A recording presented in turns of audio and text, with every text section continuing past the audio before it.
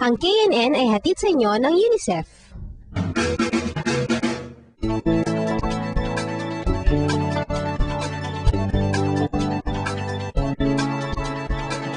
Kanina napanood natin ang ulat ni Winnie mula sa Baguio Bureau. Pero alam niyo ba, itong si Kurt gusto pang humirit. Atom, Chomi! Ay,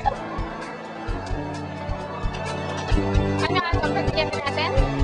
teka, tungkol saan ba yung report niya? Pagtungkol sa museum, marami yung mga klase ng mga mummification. Ano raw, Mami? Alam mo, paano mag-gets natin ang sinasabi niya? Panoorin natin ang ulat ni Kurt tungkol sa history ng Cordillera.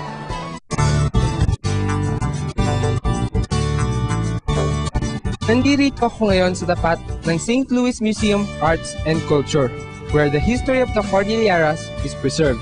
Samahan niyo akong alamin kung ano ang nasa loob nito. So let's see what's up.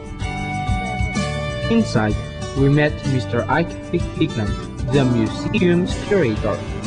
He shared with us the purpose of this museum. We want actually to exhibit these artifacts for the future generations of Igorots, and also for the informed viewing of other people outside of the culture area of the Cordilleras. The 6 provinces in the Cordillera are represented by different artifacts in this museum.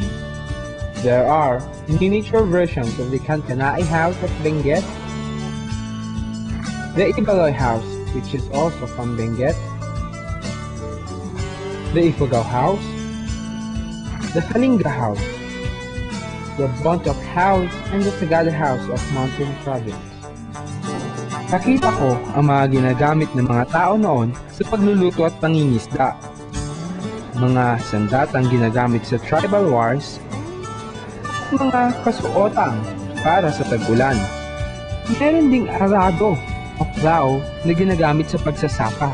Meron ding gaydan na ginagamit para sa pagproproseso ng ginto.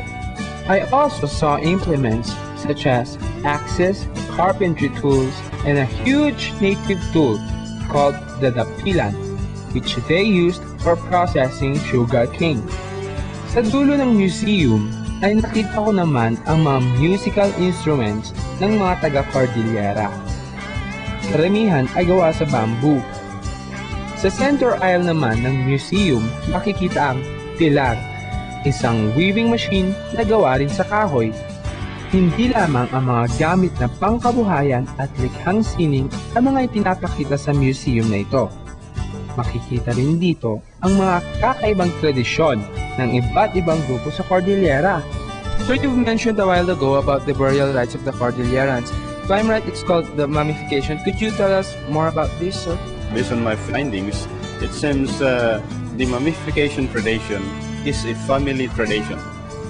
You have to belong to that particular family in order to be entitled to that honor of being mummified. But